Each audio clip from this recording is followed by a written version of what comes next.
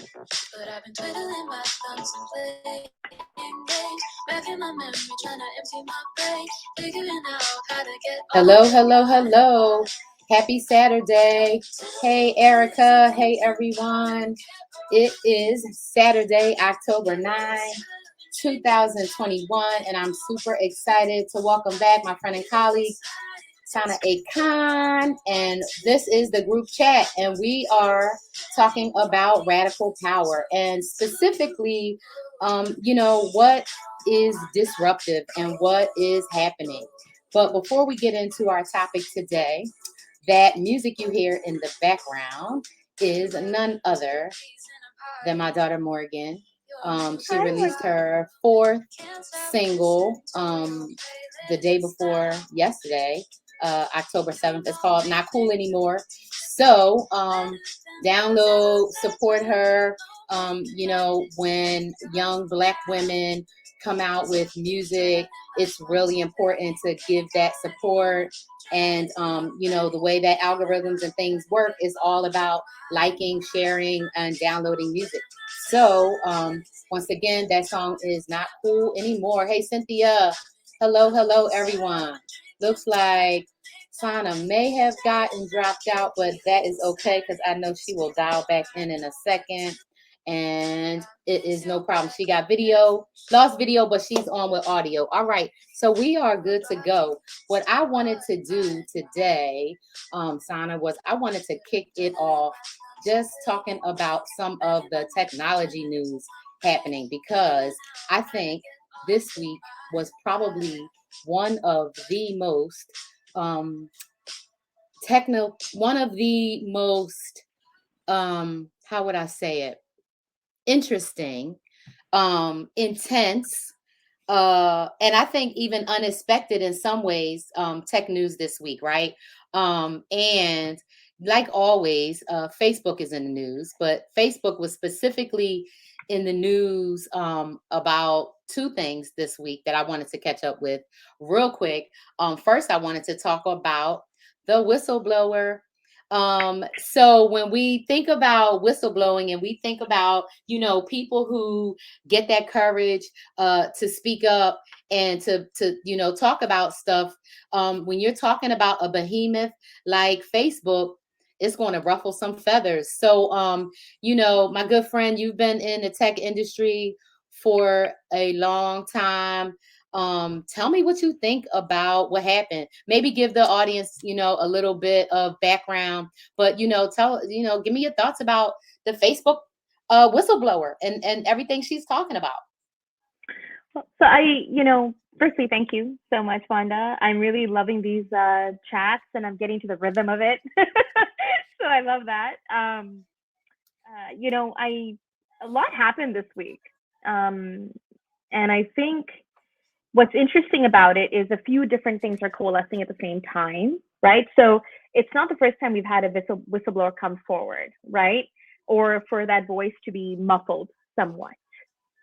We all know that there's practices, not just on LinkedIn, but multiple platforms of what we call shadow banning, which, and it has been reported, in fact, to Instagram or in Twitter for sure. It's somewhere in between the range of, well, we have these algorithms that are meant to weed out hate speech and that are meant to weed out, this is their positioning, right? Or this is their position, that they have to have algorithms that can weed out some of the things that have happened during the Arab Spring. Or, for example, if you might have heard recently, because Facebook's one element of it, there's something even bigger there, which is like in Myanmar, it was found out that there were military personnel that had created multiple many sham accounts to spread hate and even report fabricated rape cases by, like, for example, a Muslim man against a Burmese or Myanmar woman, right? And there has been a massive backlash towards the Rohingya people, especially Rohingya women, right? So as women of color, we can relate to the idea that the buck sort of, when every other group gets to dodge the bullet a little bit on these things, one group gets stuck more, right? I think Cynthia's saying we froze, no audio or video. Everything okay there? Let me Things look okay on my side. Can you Can hear anything me else? okay? I can hear you. Okay, Can you hold hear on. me? Mhm. I'm just checking, see if download speed looks weird or anything.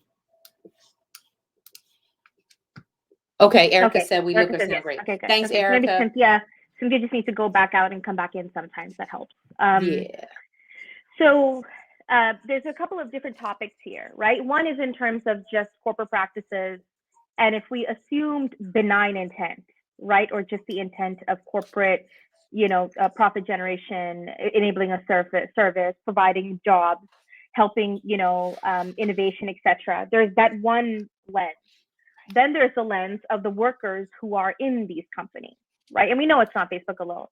Um, we know in the tech industry, I've in fact, wrote a letter when I left my last workplace, and it's not just that company or another company. It's big tech corporate in general. And what is so different about big tech? Well, one of the things that are different is that there's just so much money. And the world needs tech so much, or there's a perceived need, especially during times like COVID, where people are remote and they are socially distanced, or, and then now, especially with how that industry has gone, all the more so that people don't want to have to necessarily go back into those environments in person, especially Black women, right? And women of color. But specifically Black women are speaking out about this, right? And Black employees in general. And so it definitely, what that would mean on one hand is calling out these practices that happen, which is why when they're being put under pressure, they're like, we don't want to come back like this, and this is why. And so those reasons are coming out. So that amazing book or the amazing website that's been created, techworkerhandbook.org, that, Vonda, you also sent me personally, and I was reviewing it separately too. There's that one whole element, right? So it's not just about one whistleblower. It becomes when there are multiple people who are now saying the same thing or iterating similar stories, to what extent can they be kept quiet by general social, oh, don't do that because you're going to lose your friends and your colleagues and your business opportunities, because people don't want to be associated with that, right? This is a very common practice that's happened. It's actually now a global practice in terms of social, becoming an outlier, becoming a pariah, right? Well, when the fear of that is dying down more because there are so many people doing it, that means that now it enables a situation where two big things happened, actually, aside from the whistleblower. One was, well, there's two in terms of news data, which is that situation came out about Myanmar, right? Which indicates how negative that influence was, or how Facebook wasn't tracking those pieces. The second big news that's there, just generally, people aren't paying attention to Myanmar because that tends to happen, especially in the United States, with it having an isolationist culture historically. Is that there's been proven data now and reports on how Instagram and Facebook knew, but specifically about Instagram, that it was making young people feel bad about themselves. And so now there's a whole conversation about how to limit that kind of self-bullying happening through social media exposure, right? Through networks. So that's two big pieces of news. Then there's the whistleblower conversation, which was already happening regarding Google, regarding a few other companies, regarding now Facebook, and detailed accounts. And then there's also for Apple, like it's just there across the board, right? And then on top of that, now we have two big movements in terms of institutionally being able to counter this kind of culture of silencing. One is that some of the California laws were recently changed around this, which you might have seen Tim the 2 Devil days also ago. posted about 2 days ago. Meanwhile, you've had Chelsea Glasson out there about, the pregnancy discrimination lawsuit that's been going on. There's been other people reporting about how their lawsuit has been going on as long as they were employed in the company, like for the same duration, right? It's literally you're in it for double the time from that perspective. And at the same time, you also have movement happening. And so it's a really interesting time, because when often what comes up for me, and I was, I don't know if you were on this, but Liz Leba was holding a session yesterday with Future, and I think Ashanti and a few others, John as well. And it was the first of that one that I joined in terms of Black LinkedIn, right? And in a live conversation that's in the middle of the live conversation. And I realized that on one hand, we're able to talk about the things that are not working, that there's a white backlash going on, Mm-hmm. house supremacy, et cetera, et cetera. And then there's also a sense of, will all this make a difference? Or will we just go back to where we were, where because there are people, brown and black as well, who are more than, interested in going with the status quo and saying that I don't want to ruffle feathers, will we just go back to the way that it was? Of course, it's not their responsibility. They're in a very tough situation themselves. They're traumatized and re-traumatized as well, right? And so will they go back to the way it was, or is something actually going to change and we're going to carry for that momentum? And so I think that's a very interesting point, that we can go into the details around what that specific whistleblower was talking about, but we know the story. We know what it sounds like, right? And Yeah. so it's not that we won't listen to the details, but what are we going to now do to support that? Because once you come out and you whistleblow, after the first initial, the outrage, etc., right? What happens beyond that, Yeah. Yeah. right? Yeah. And how do we maintain that momentum, right? Because not like the buzz will die down about the Haitians, about the Afghans, about my parents are going back to Pakistan next week, in fact. And they're like 68 and 67, and they've both had COVID, despite being very careful. And it's an emotional time for me to know that that's happening. And at the same time, you're going to hear another lens, and I'm going to stop here now, which is the fourth, I guess, point, which is a sense of competing, this perceived competition, that we're either going to give reparations to Black folks, what I call a reparation execution roadmap, and roadmap not meaning in the future, but roadmap for execution within the next 3 to 6 months. How do you execute that kind of giving what was taken, right? I don't call it charity or empathy or any of that stuff. Let's get hard and real about it. And at the same time, it's not an or that we're going to go help Afghanistan, or an or that we're going to do this or that, right?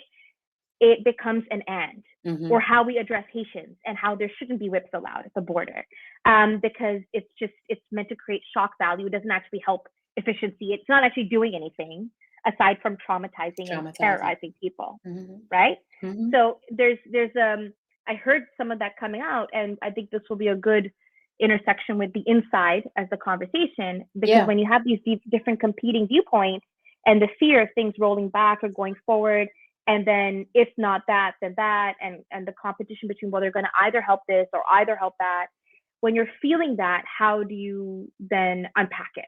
Yeah, yeah. So yeah, that's a bunch, right? And so I think the first kind of piece is not just that we know that that one company is not the only company that has things like this going on. And I think that the first part of the conversation, maybe if we take it, if we break it down a little bit, right? And we talk about first the fact that this is a woman, right? Yeah.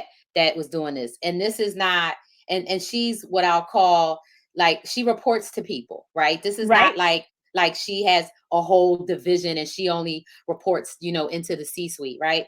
So she took a lot of risk, Yeah. personal, professional, financial, all of that.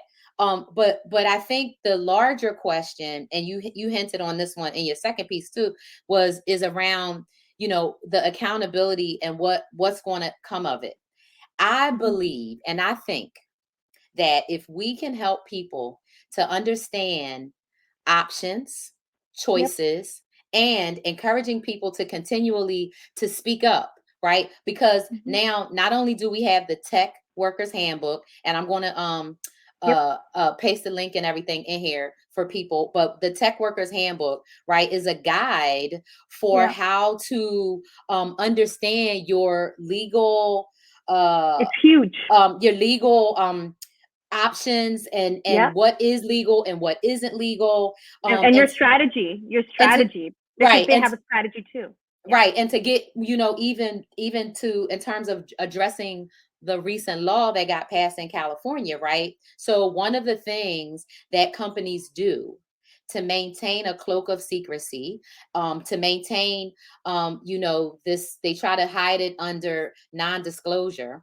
And let's be extremely clear that we're not talking about sharing any type of trade secrets, any Nope. project No plans, any proprietary information. organizational None of our personal developments, data. products. Yep. It's not about Yep. that. This is about behavior Yep. of other people that is being unchecked, underreported, unresponded to, or nothing.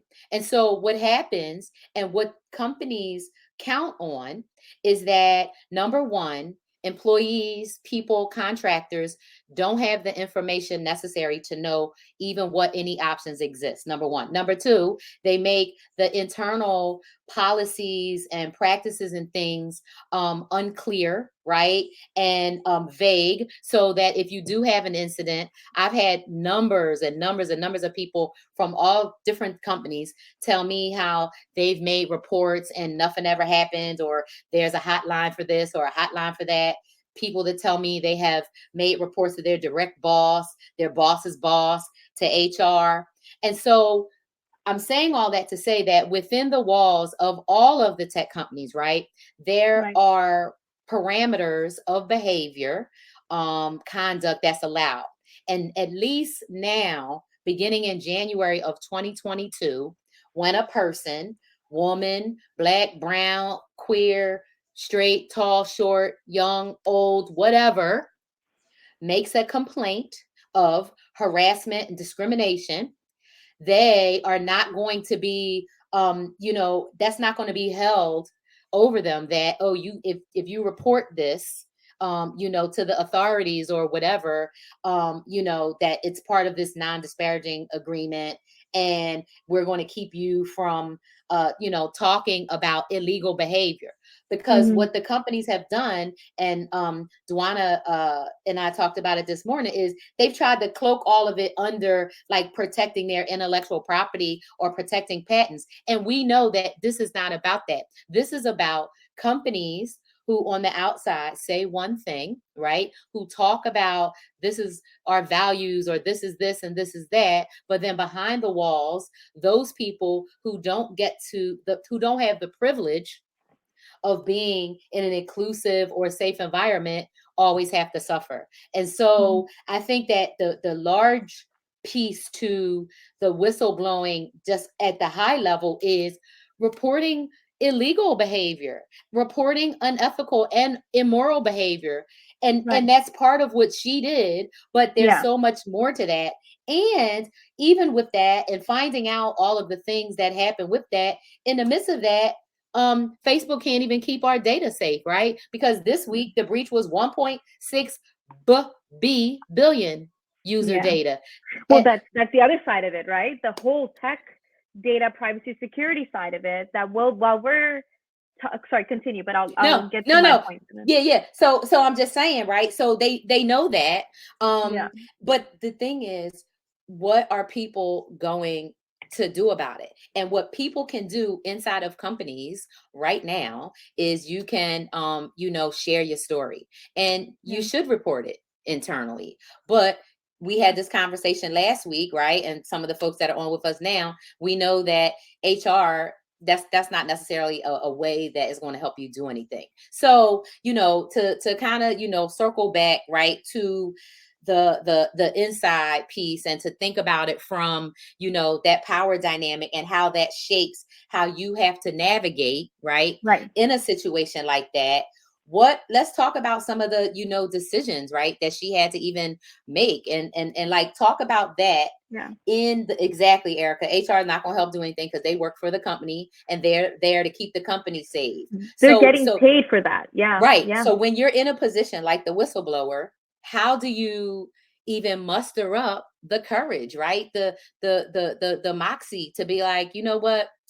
I gotta tell somebody, because I know that this is wrong, right? And even if it's not Right. necessarily wrong and illegal, even if it's, I mean, discrimination and harassment, those things are wrong and illegal too. So Yeah. talk about people standing up and really getting that courage and feeling like they can speak out.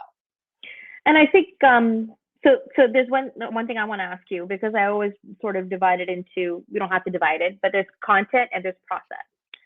So in terms of process for this session, right? And I'm just going to say it live. Do we want to take a little bit of a break from the inside outside You can. integration conversation, We and then can. This today is focus on this, and then next session we can do inside? We can start integrating it as well, that's because fine. We can talk you about know whatever. Yeah. yeah, I figured why not, right? Like, because I think that sort of weaves in these choices that we get to make along the way. I say get to make because we can say have to make, but have to make leaves you in a very powerless situation with yourself, right? And in order to be in a place where you could uh, feel confident and sure in your choice, that you are on solid, or at least some sort of ground, you're not falling through the cracks, right? A number of us who fell through the cracks, we know what that's like. Both the fall, where you're like, oh, I'm waiting for the ground now. Can you please come through? And then when you hit the ground, you're like, oh, how do I spend this time that I'm in this crack now that not everybody else knows I'm here? And then when you're climbing out, what does that process look like, right? And as someone who's fallen through a few different cracks, I can go through that process, right? And I know, Vonda, you can relate to that. So when we talk about being in a situation, I've been in this situation a few times, and I grew up around this because my father and I were talking about this yesterday. And he was in this sort of situation a number of times in terms of choosing what to do. When you're in a situation where there's right and wrong, and you know that there's a right and wrong, however, the environment is one that is telling you to do a certain thing, how do you then get through that? And I say this because I grew up around these conversations of justice as a child, even in Pakistan. And my whole family's involved with this kind of stuff, right? In terms of what is, and from different lenses, right? Without going into my siblings' own private experience, which is for them to share, right? But in terms of my father and the conversations I've had with him, what's interesting when I used to see him go through this was this fear of the repercussions. If he was to take a stand, even if it's not against someone or reporting them, sometimes you're just choosing to abstain, and there can be retaliation for abstinence, Mm-hmm. right? Because you're not willing to participate in that ring or that process, and therefore you're not actually implicating yourself, so you can't really be trusted the same way that others who have implicated themselves can be trusted. Now, this could be something really minor, or it could be something much bigger. But either way, if you choose to abstain, the biggest benefit for you will be that you're in the clear. And no matter when either people come knocking your door, or righteousness comes knocking your door, or whatever, Lady Liberty comes knocking your door, the point is that you will be in the clear always, because you chose not to participate in that process. So at minimum, there's not participating and just standing straight, right? Which in itself is hard to do. I want to make that very clear. It's very hard to do that. So when you say not participating, so are you saying, as an example, for example, somebody, let's take it into like something that could happen to you or me, right? We could be in a meeting and be the only of among, whatever, or one of many, and and it'll and still happen. and somebody say exactly, or one of many, and somebody say something just crazy, just terrible, or whatever. If there are people there witnessing and watching it, even if they don't chime in, and they don't do anything, and they're in a position of influence or power or leadership, and they don't say anything, my view of it is that they would be just as complicit, right, in it, if they don't Which do is anything different. to stop. And that's agreed. So and this is very important for the inside conversation, because there's a difference between staying silent, which is acquiescing or supporting the wrong practice, right? And that's about something happening in front of you, and then you don't say anything. Mm-hmm. I'm talking about a situation where somebody comes to you and says, can you do this wrong thing? They won't say wrong thing.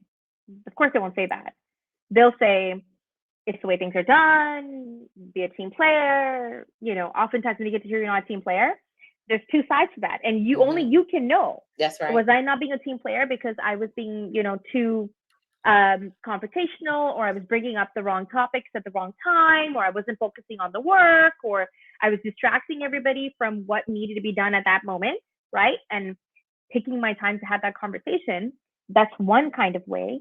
Or the other kind of way is that when someone says openly to you that you're not a team player because you didn't submit a negative review about somebody, Mm-hmm. Mm-hmm. or a Mm-hmm. constructive review, right? Mm-hmm. Mm-hmm. Or if you didn't help them do something that they want to get done, but they can't get done without you, right? Now, there's openly stuff, especially in the tech world, where they will give you training on standards and conduct, and all that stuff is good, above board.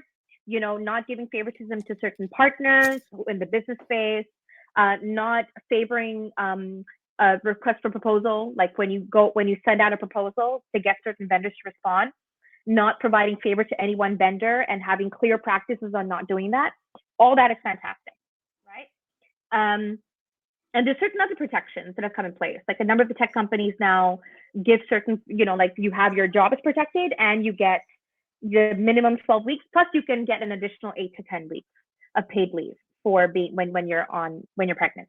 The problem though becomes that how are those rules implemented in terms of if your job is secure right now, how do you know that your management isn't looking to get you out while you're gone and then lining up somebody else for that role? Because, hey, even when you come back to work, you're not going to be as focused because you have a child now, right? As an assumption.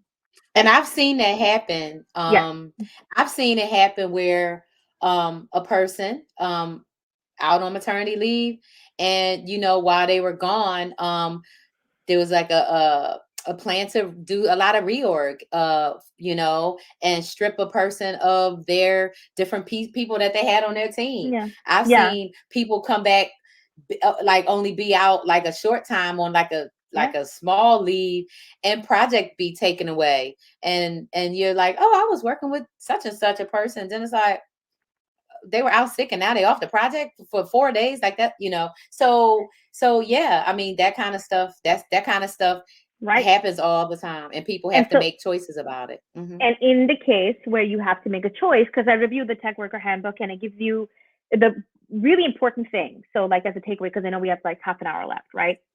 And this is such a fantastic topic. But like, and I think we could actually even do a follow up to after we cover the first 4 elements of how to create with purpose and power and stuff. I think we could also go into covering specific sections of that handbook with examples on how to judge whether you're in the situation or not, right? Because it's very useful. It gives you the terms like, okay, what's an NDA? What's a, I don't know if it talks about a severance agreement or not, or a separation agreement, when or when not to sign one. If you do sign one, how to not kill yourself with guilt because you signed one, because you're silencing yourself, right?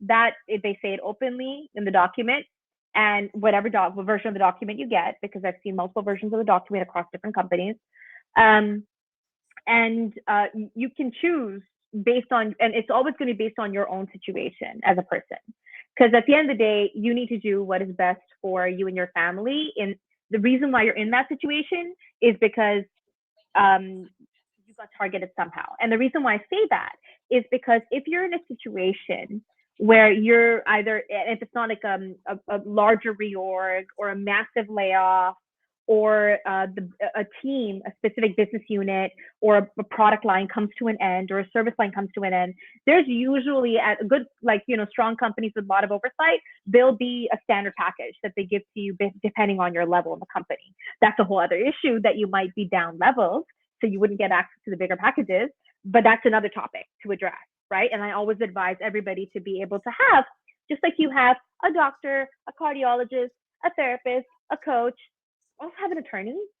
It's very good practice to have an attorney to review your just anything. Like, you get an agreement that you need to sign, send it over to your attorney. Everything good with this? Okay, cool. I'm joining a new job. This is what they're telling me. This is the kind of contract it is. It is at will or not.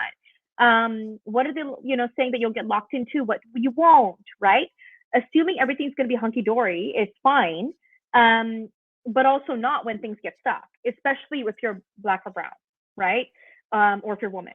And if you're both, then good luck. But that's the point, right? That you have to have it's not live in fear, because that's the main differentiator there. How do you not live in fear? You live in opportunity and joy and hope, and prepare for the best, and hope for the best, but also know what could, the saying is hope for the best, prepare for the worst. But you're not always living the worst, but you have the main checks for yourself so that you kind of protect yourself a little bit. That's common practice. Corporations do it all the time, where they will not enter any sort of agreement without protecting themselves. So it's Right. very important that you hold yourself like a corporation too. Go ahead. Yes. And people need to, it's kind of like, what I've been telling my daughter, right, about her music career. I told her, you are the CEO of Yeah. Morgan. And so I think every person needs to look at themselves, right, as an entity and know, and Farzine would agree with this, right, that out in this market, right, we're considered, we're the product. The labor is the product. You are. And so Yeah. if you are, and you understand that, right, you have to have that mindset, then you have to determine for yourself, you get to choose and you Right. get to determine Thank what you. types of relationships you're going to be in, career and personal, right? And Yep. in every way. And so when you're in a large organization, a small organization, a startup, whatever it might be, right? You need to have that agency, take that agency and run with it. So in a case of, being asked specifically to do something that is, either against a policy, or even if it just doesn't feel right and you're Right. not sure whether it's a policy, then at that point, right, you are at a critical juncture and you have to Right. determine, but it is about looking inside and being able to look at yourself in the mirror. So Right. when you were saying, talking about people having these different, a board of advisors or advisory board or Yeah, they personal have, like, coaches, like we I call have it them. having your own army, having your own board Right, of right, directors. right. Yeah. And so when I think about, like, people in my I just call it my board of advisors, right? Because it's the people that I go to for advice about different things. And it's a broad, spectrum of people with, coaches and mentors and sponsors. Like it's a broad one. And I'm specifically thinking about, somebody who was talking to me specifically about, that when you use your own voice and you say to yourself, you know, there's some points in time where you have to really look at what could really be the potential consequences. Yeah. So if you are speaking up about something that Yeah. you've been asked to do that is wrong, there is a level of internalized trauma that you're putting on yourself because you're creating, right, that friction internally when you know the difference between right and wrong. It'll be Sure. just like right now, let's say I went to, because I'm going on a trip next week and I usually try to get a little bit of cash because whatever, right? If Yep. I went to an ATM Where are and you going? I'm going to San Francisco to see my daughter. His travel is so Yeah, awesome. yeah. But it's really super close to where I am. It's like literally an hour flight. Yeah, yeah. But when I think about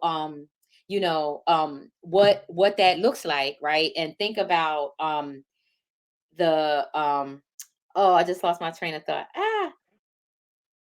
You were talking about the consequences, the Yes, yes, potential yes. consequence, and the friction within that ends Right, up being right, created from the right. internalized trauma. Yeah. Right. So people feel that, and that it gets acted out in some kind of way. Right. Yeah. So either maybe we'll have a stomach ache, maybe we'll get a migraine, maybe we'll feel tired, Thank our you. jaws will clench, our You'll get the shoulders start symptoms. getting up. Yep. Something is going to go on because you can't live in conflict. And we talked about this even like Mm, in many of our other conversations, right? yeah. You can't live in that much conflict and turmoil internally when stuff is Yeah. going on. So if you're in an environment, Well, you whether can. You'll just you'll keep you'll getting keep sicker. exactly, and Things will keep coming eventually up. it'll spill Yeah. over to something, Yeah. right? Yeah. So if you eventually have a headache or a migraine or you're sick on your stomach or or you have other problems, we forget how stress and all of that in all of our bodies is one cohesive system that works Right. together.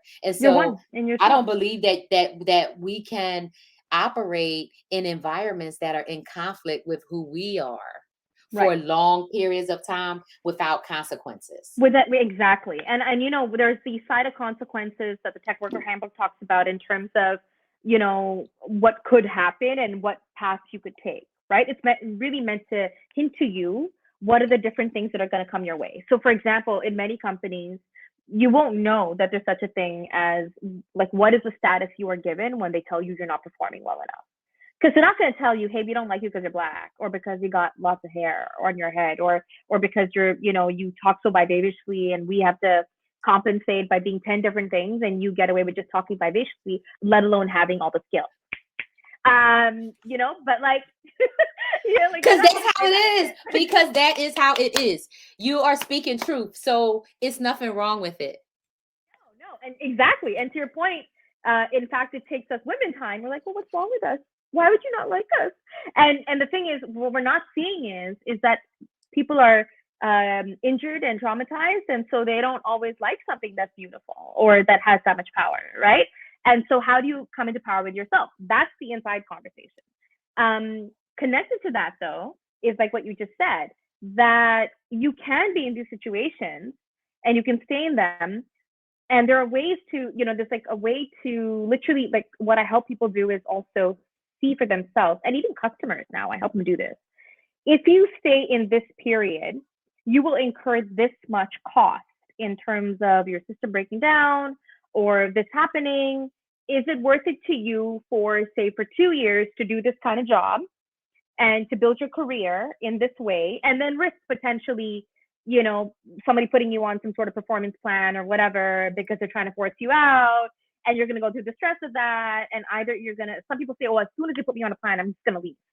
And I'm like, when you get to that point, you might say, oh, but do they really want me on a plan? Or do they really want me to improve, or do they want me to leave? That's the games. But and that's the games will get you stuck, right? The thing is, that game will get you stuck because there is potential. If somebody, it's not that all performance plans are bad, right? There's a reason why, you know, you can be helped in a corporate environment with when you're put on in a situation where you have to improve your performance. But my point is, if it's a good management process, then it wouldn't go that far. Exactly, because you would have been getting communicated again with every over week, video chat, hey, over every week, well, right? Because that's how communication should work, right? And so that's the sign of a poor manager. Is the sign of a poor management within an organization. You don't know who's above that person, who's forcing this through. You got no idea who they could have been told by some other team or something. Hey, this person has a limited number of days. Find a way to help us manage them out, right? So oftentimes in corporate environments, it's not like made this whole emotional thing or this revenge thing or anything. It can be, but it's usually cloaked under this idea of, hey, we have a lot of high performers, especially these days, especially in tech corporate. Why? Because in big tech corporate, you have a lot of money, a lot of market demand, a lot of competition. And even during times of COVID and pandemic, those share prices have risen and the demand has risen. And so they can, on one hand, demand a high level of talent, but they can also choose how much they want to pay you. Mm-hmm. And so in the case where they've already hired a bunch of people at a place maybe when they weren't as strong to attract talent, 3-4 years later, they could be like, oh, we don't have to pay this person that much, right? So most of this boils down to money. And if someone other than you, who's also already had privilege and wants to play these games, is partaking in that process, they will be able to protect themselves and potentially the people that they manage. Maybe another manager might not be able to do so, but they will be left holding the bag in communicating it to you. So the point then becomes, what I've seen a number of my white male colleagues do, is they just pick up and leave when that process starts. Because sometimes it can come out of nowhere. And you can sit there and debate with them, but what could I improve? And I'm not saying it's not a growth process. It's an incredible growth process if you are able to fully focus not on the stories and the drama and the unbelonging, which is going to be there, but if you can focus purely on the things that you want to improve about yourself, you will, by definition, become way more capable in terms of skills than even your peers, because you're being put under so much pressure, and it's not going to be enough. Yeah, and that's the But but I think that's the point, yeah, right? So before you pick up another point, let's get yeah, into that continue. one. I was just going to say that on that point, yes, that will happen, but there's also this element of how long do you want to keep putting yourself in that situation, because it's a very high stress situation. So oftentimes people leave the job and then get another job, and they know they're going to have to get another job after 3 years. So they keep doing this process, if they're not able to sustain in one role and one company and keep getting promoted, you know? But yeah, Goes and from I there. agree with that. And the thing is, I think the other thing that's key is from the very outset, right? It kind of goes back to, so I've been having, and maybe some people have seen posts about like the interracial sisterhood coalition and things that we're Yeah. doing, right? So we're Yep. having these conversations, right? And this week specifically, we had a reading, Audre Lorde, and we were Mm. specifically talking about, that the master's tools will never dismantle the master's house. And so when we're talking about, trying to climb a ladder within an organization that already has its hierarchy, it Yep. already has its rules, it Yep. already has its structures. The system is set. They know who they letting up. They know Yep. how many spots they got. They Yep. know how many black and brown dots they are willing to move a white dot out of the way to slide Yep. up. They know that, Yep. right? Yep. And so what And we what have kind to of know, white dot is very important exactly, in that, right. right? But what we have to do, I think, from the very onset is don't ever believe that just because we are extremely talented, extremely skillful, extremely prepared, top in our class at the Cautious. best schools, Yep. cautious, respectful, mannerly, not too much of I anything. call it being deferent, actually. Right, It's right, called being deaf. Yep. right. And so we could do all of that. And the thing that I want us to help people understand, and something I really want people to understand, is even if you do all of the things, the right steps and the right this, none of that is a guarantee that you're ever going to get No. what you are owed or what is deserved or what you've earned based Right. on your contributions, your education, none of it. I know people who work for large organizations in different revenue generating arms, Yep. right? Not even in IT or legal Right. or a cost center, And but we a can, we can explain revenue, that to people. Yeah, because but there's a not big difference. right. Yep. And but I've seen people in revenue generating positions that are making and bringing in millions, Yep. and they still get the same treatment, the same whatever. And colleagues, right?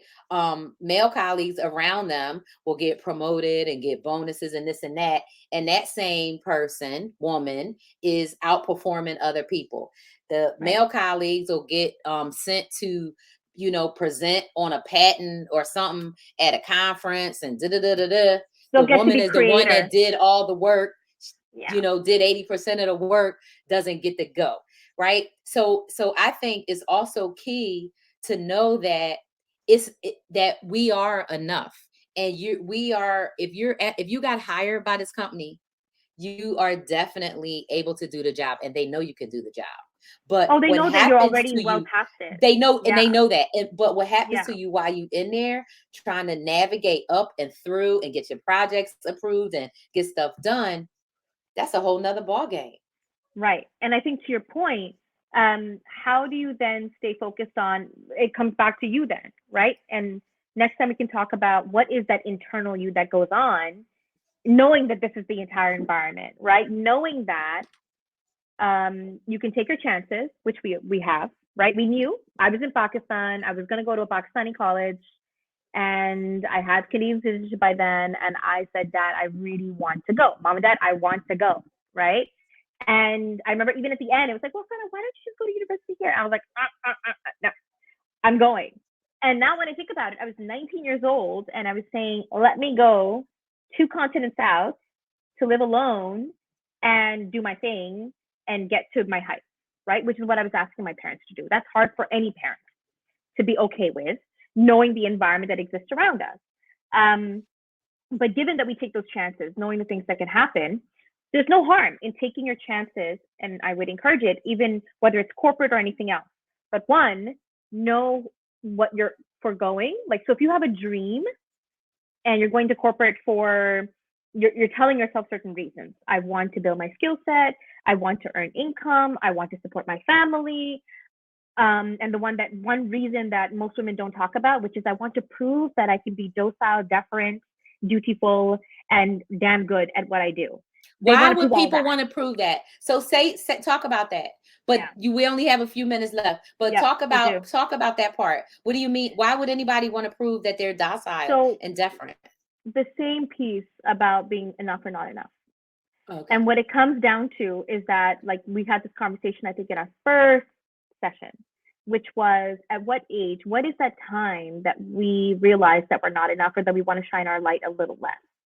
And so that sets up a practice where, whether it's in marriage or relationship or work, or just the way we show up to the world, we want to prove that we are both powerful and also will follow instructions and abide by their requirements. And then somehow we'll be enough. Now, that's something we don't always want to admit to ourselves because it sounds really different, but it is what it is. But right? and so yeah, so now that you explained it like that, yeah, it makes sense because we do have to do that, right? So kind of like in the call earlier, so Dewana was on, right, and she has a lot of big natural hair, and we were talking about showing up, right, and somebody was on the chat like, I love the froze, right, and people love your hair and my hair, like, so like, but to think about being in a space where you feel like you can't be, right, the harm in that, and then you add the other stuff onto it. So yeah, like the I normal think stuff that is already there. right, because I think I had mentioned, even if it wasn't with you, with somebody, when I first got into the tech business, right, I was wearing a button down shirt and You told khaki me it pants, was right, me. It was not me. because Yeah. I wanted to wear that, because No, it's you want to fit in. literally boring. It looks like a uniform. It doesn't have no flavor to it. But I Yeah. wore it because that's what everybody else was wearing. Right. And you want to fit in. And Fit so in. what happens when Because you you want to, already don't fit in, because you because already feel like you don't fit in. but you don't fit in because the master's tools were never Yep. designed for us to fit in. So Right. even I was talking to a friend earlier today, and we were just even talking about the Constitution, right, and Karen was talking about it yesterday or Thursday. Yeah. The Constitution was written for men, and in the beginning, Yeah. the only men that had right were men that had property. So Yeah. that was even a small white men that had property, and then it Yeah. was It's men, even smaller. and then it was white men who don't have property, and then Yep. it was black men, like, and then it just like, but Well, I think it'd be white women first, and then it'd be black men. But yeah. well, in not this in not in that year. in voting and all of that stuff, Yeah, no, not in because voting. black Yeah, men not got in the right to suffrage. vote before women did, right? It's interesting, right? How it's Yeah. like played. It's like, well, white woman, black man, white woman, black man. It's like it bounces based on the topic, which Criminal Crenshaw then came up with intersectionality to help explain it. But to your point, what I'm going to say about this is that we have the topics of like what, because I know we're like edging into 10 minutes, right? So to sort of streamline where we're at is that with all of these topics, whether it's you're already in a job and you're doing well, but you're maybe not getting promoted, or you are getting promoted, but there's some guilt in you of what is going on. Or it's like you're doing well, but you're not feeling happy and something's missing, right? Or you feel like you've stagnated or are stuck, which I've talked about in one of the previous sessions, how difficult and deceiving the spot is. It's a self-deceiving thing to be stuck because you're trying to avoid something potentially, right?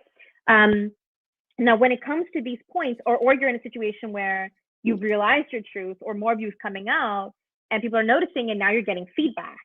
You're getting feedback that's positive, and then feedback that's like, you need to tone it down, one. Or two, they're going straight for the jugular of what I call, hey, performance plan. Or, you can't be involved in these activities anymore. You need to focus on your core job. There'll be certain terms that come up. So part of that progress then, that process, because you're already playing that game, come back to the game. You're already in the game. You can't, you're already playing the game. You think that you're going to choose to play the game or not, then or not. What you're really choosing to do then is not say, I'm not going to play the game because you're already playing it, which we all want to be part of, or we want to figure out how to gain independence from, but want to have those skills and not just say, hey, I don't want this, but more like, I want the skills. I want the access to privilege or money, or I want my own definition of what it means to be privileged and be abundant, right? You find your own balance of what that looks like. Either way, you're going to have to go through a process of deciding which or choosing what parts of the game you're participating in and what parts of the game you're abstaining in. And then what are the consequences? Got to be ready for the consequences. Even if you don't have the full wherewithal, like I know for some of the consequences I went through, that I was really scared. And even just in terms of showing up like this and talking like this, for a while there, I did everything that came with conforming or being bold in a lot, but within a certain environment of where, yes, Anna, great job, right? And you have to then choose, okay, even though I'm not ready right now for what I think the consequences will be, I'm going to take this leap anyway because I think I will be ready. And I feel like I will be ready when it hits.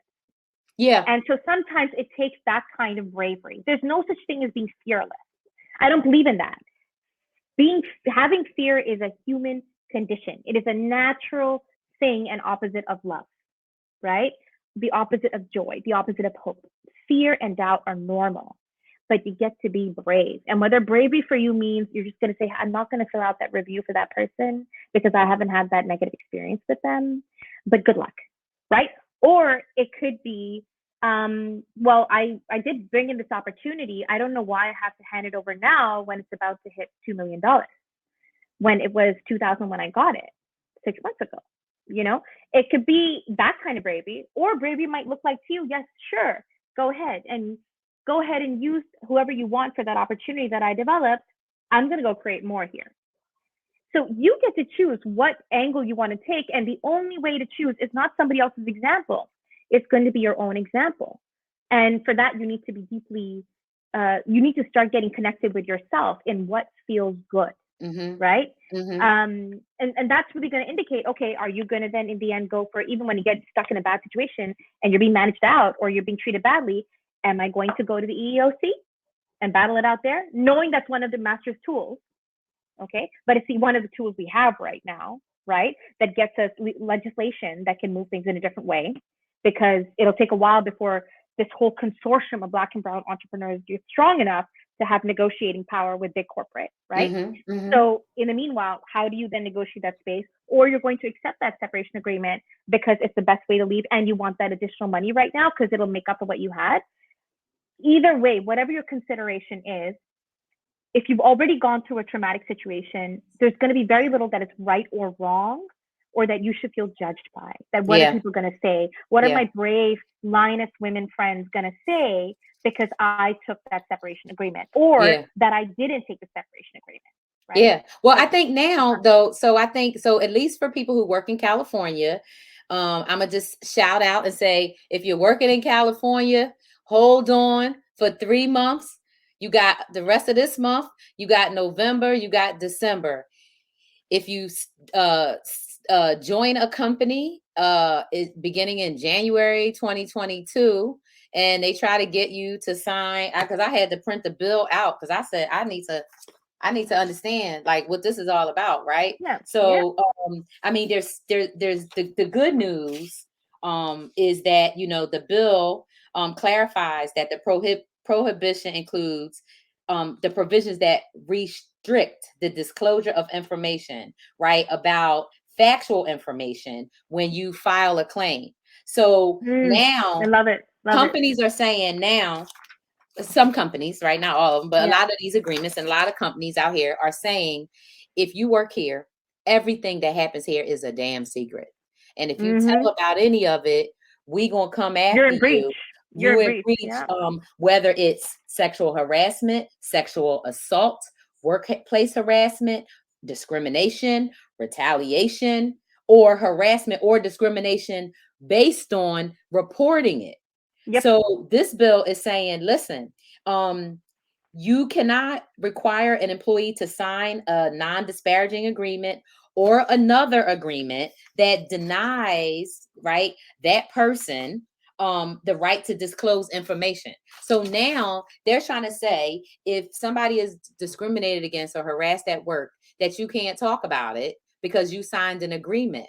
But you're only signing an agreement saying you're not going to disclose company secrets.